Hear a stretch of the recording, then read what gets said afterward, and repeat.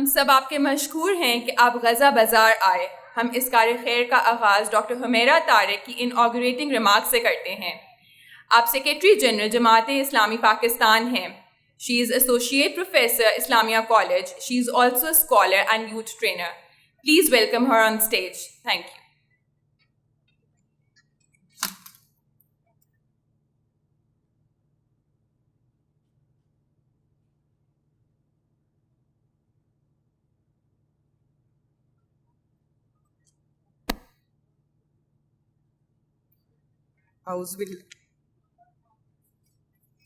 اعوذ باللہ من الشیطان الرجیم. بسم اللہ الرحمن الرحیم.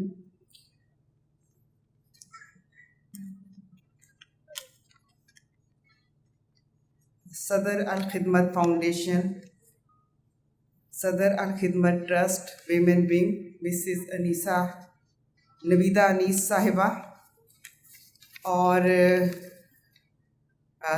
صدر الخدمت ٹرسٹ سائمہ شبیر صاحبہ،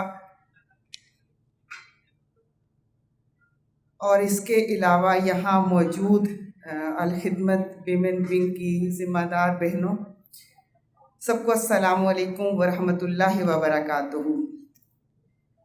الخدمت ویمن ونگ حقیقت میں مبارکباد کی مستحق ہے، جس نے اہل فلسطین کے دکھوں اور غموں کو اپنا غم سمجھا، ان کے چہروں پر ہلکی سی مسکراہٹ لانے کے لیے، ان کی بنیادی ضروریات کو پورا کرنے کے لیے فنڈنگ کا ایک سلسلہ مسلسل جاری رکھے ہوئے ہیں.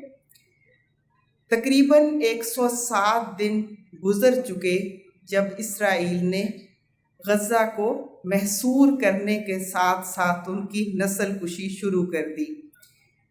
ان برستے ہوئے بموں میں آگ و خون کی اس ہولی میں الخدمت فاؤنڈیشن اور الخدمت ٹرسٹ، خصوصی طور پر ویمن ونگ نے جس بہادری کے ساتھ اور جس قربانی کے ساتھ، جس جذبے کے ساتھ اس پوری مہم کو جاری رکھا ہوا ہے اور اپنی تمام کاموں کو سر انجام دیتے ہوئے اپنے ان فلسطینی بہن بھائیوں کے لیے ضروریات مہیا کرتے چلے جا رہے ہیں، آج کا یہ غزہ بازار بھی اسی مقصد کے لیے ہے. اس سے حاصل ہونے والا منافع انہی فلسطینیوں کے لیے فراہم کیا جائے گا جو آج نہ صرف خون کی ہولی میں خون کی ندیوں میں نہلائے جا رہے ہیں، ان کی نسلیں ختم کی جا رہی ہیں، ان کے سکول تباہ کر دیے گئے، ان کی مساجد مسمار کر دی گئیں. نفسیاتی طور پر کسی بھی قوم کو گرانے کے لیے سب سے کامیاب ہتھیار ان کے بچوں کو ختم کر دینا ہے. 10,500 بچے شہید کر دیے گئے، تقریباً 350 مساجد متاثر کر دی گئیں، تقریباً 250 اسکول اور کالجز تباہ کر دیے گئے. ان حالات میں یہ غزہ بازار اپنی اہمیت کے حوالے سے بہت ہی زیادہ نمایاں ہے. دوسرا مقصد اس بازار کے انعقاد کا پاکستانی مصنوعات کو روشناس کروانا اور پاکستانی قوم کو یہ باور کروانا ہے کہ ہمیں اپنی مصنوعات ہی کے خریدار ہونا چاہیے، اپنی پروڈکٹس کو ہی ترویج کرنی چاہیے اور اپنی ہی چیزوں کے استعمال کی طرف آگے بڑھنا چاہیے. یہاں میں اپنی تمام ان بہنوں کی تحسین کرنا چاہوں گی کہ جنہوں نے دن رات محنت کے بعد اس بازار کو سجایا ہے.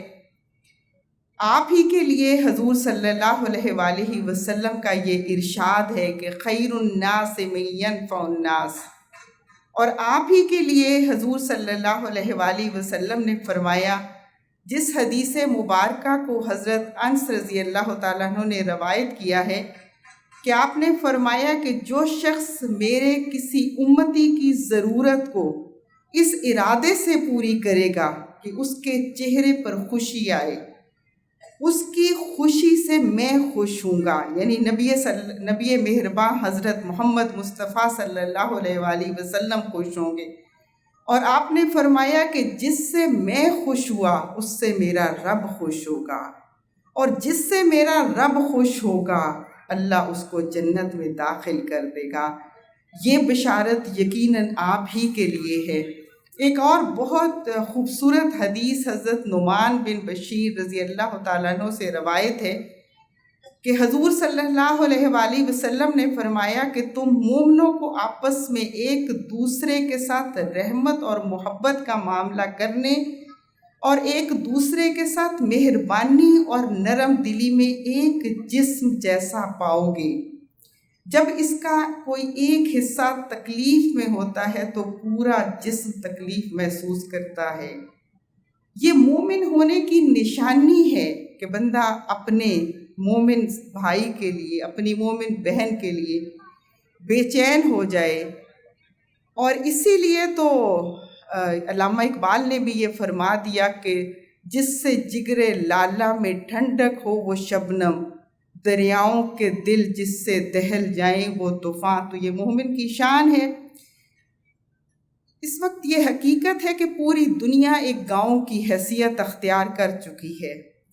ایک جگہ کا مسلمان پریشان ہو تو سب پر لازم ہو جاتا ہے کہ ان کی پریشانی دور کرنے کے لیے اٹھ کھڑے ہوں۔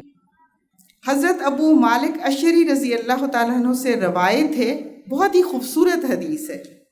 حضور صلی اللہ علیہ وآلہ وسلم نے فرمایا کہ اے لوگو سنو، سمجھو اور معلوم کر لو کہ اللہ تعالیٰ کے کچھ بندے ایسے ہیں کہ جو تو نہ نبی ہیں اور نہ شہداء، لیکن انبیاء اور شہداء ان کے مراتب اور اللہ کے ہاں ان کے تقرب کو دیکھ کر رشک کریں گے۔ ایک بدوی نے پوچھا کہ اے اللہ کے رسول، ان کا حلیہ تو بتا دیں کہ وہ کیسے ہوں گے، ان کی شان تو بتائیں، ان کی پہچان تو بتائیں۔ آپ صلی اللہ علیہ وآلہ وسلم نے فرمایا یہ مختلف قبیلوں سے تعلق رکھتے ہوں گے، ان کی آپس میں کوئی رشتہ داری نہیں ہوگی، لیکن وہ اللہ کے لیے ایک دوسرے سے محبت کرتے ہوں گے، ایک دوسرے کے ساتھ خیر خواہ ہوں گے۔ اللہ تعالیٰ ان کے لیے قیامت کے دن نور کے ممبر لگائے گا، وہ ان پر بیٹھیں گے اور ان کے چہرے اور ان کے لباس پر نور ہوں گے۔ باقی لوگ یوم حشر کی سختی سے گھبرائیں گے مگر ان کے گھبراہٹ قریب بھی نہیں ہوگی۔ یہ حدیث مسند احمد کی ہے۔ تو میری بہت ہی پیاری بہنوں اور بیٹیوں، دین اسلام امت مسلمہ میں باہمی اخوت اور محبت کی دعوت دیتا ہے، کیونکہ وحدت، اتحاد دین اسلام کی پہچان ہے، دین اسلام کی شناخت ہے۔ کیوں؟ اس لیے کہ ہمارا اللہ ایک، ہمارا رسول ایک، ہماری کتاب قرآن پاک ایک۔ اسی لیے اللہ تعالیٰ نے فرما دیا کہ وَاعْتَصِمُوا بِحَبْلِ اللَّهِ جَمِيعًا وَلَا تَفَرَّقُوا۔ اور اسی بات کی تربیت تو 5 وقت نماز باجماعت کا حکم دے کر کی گئی۔ اس کے بعد پھر ہر 8 دن کے بعد حکم دے دیا کہ جامع مسجد میں جاؤ اور نماز جمعہ ادا کرو، تاکہ تمہارا اجتماع صرف محلے تک نہ رہ جائے بلکہ تمہاری یونٹی محلے سے بڑھ کر ایک پوری آبادی تک پہنچے۔ پھر سال کے بعد 2 عیدوں کا حکم دیا کہ بستی سے نکل کر باہر کے میدان میں جاؤ، کھلے میدان میں ایک امام کے پیچھے نماز ادا کرو تاکہ پتہ چلے کہ تم سب ایک ہو۔ اور پھر سال میں ایک بار پوری دنیا کے مسلمانوں کو میدان عرفات میں جمع کر دیا۔ یہ امت مسلمہ کے اتحاد کا مظہر ہے، اور جب تک ہم اس اتحاد پر قائم رہے تو کیا ہوا؟ آدھی دنیا سے زیادہ ہم نے حکمرانی کی، اور جب اس اتحاد کو ختم کیا تو نتیجہ کیا نکلا؟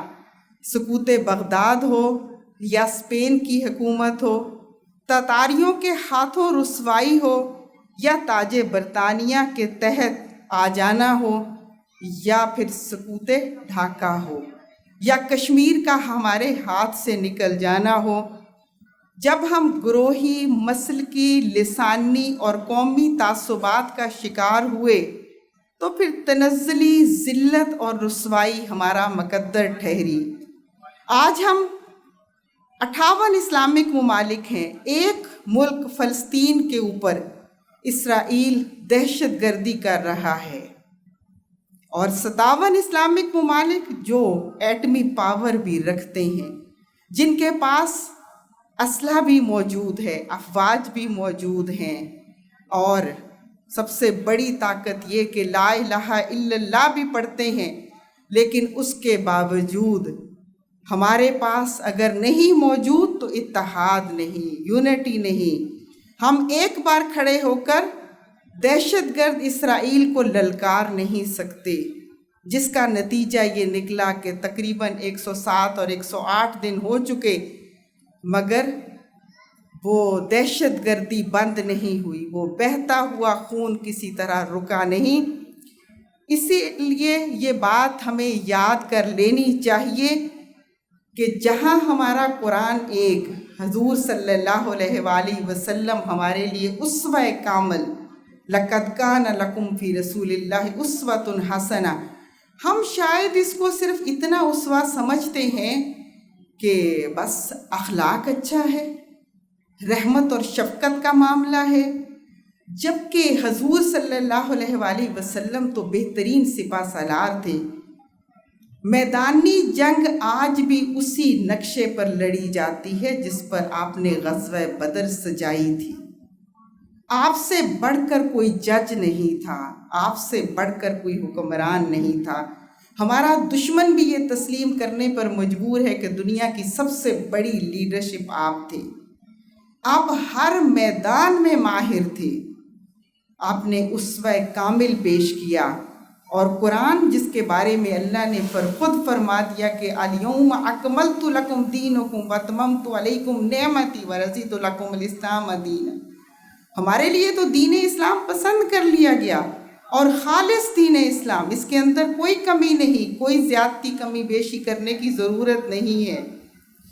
تو پھر اس سب کے ہوتے ہوئے تو ہمارے پاس ترقی کا راستہ قرآن کو تھام لینا ہے، حضور صلی اللہ علیہ وآلہ وسلم کی سیرت کو تھام لینا ہے، کیونکہ قرآن فلاح انسانیت کا منصوبہ دیتا ہے، انسانیت کی ترقی کی ضمانت دیتا ہے، احترام انسانیت کا سبق دیتا ہے، قرآن باہمی رواداری سکھاتا ہے، دشمن کو بھی عزت دینا سکھاتا ہے، مخالفین کی مخالفت کو برداشت کرنے کا حوصلہ سکھاتا ہے، امن و سلامتی اور اخوت کا پیغام دیتا ہے۔ حضور صلی اللہ علیہ وآلہ وسلم کے فرمان کے مطابق مخلوق پر رحم کرنے والوں پر رحمان رحم کرتا ہے، اور مخلوق خدا پر رحم کا طریقہ کیا ہے؟ وہ طریقہ یہ ہے کہ رحمان کا بھیجا ہوا نظام جاری اور ساری کر دیا جائے، قرآن کے بتائے ہوئے نظام کو اپنی زندگی، اپنے خاندان، اپنی ریاست اور پوری دنیا کے اوپر نافذ کر دیا جائے۔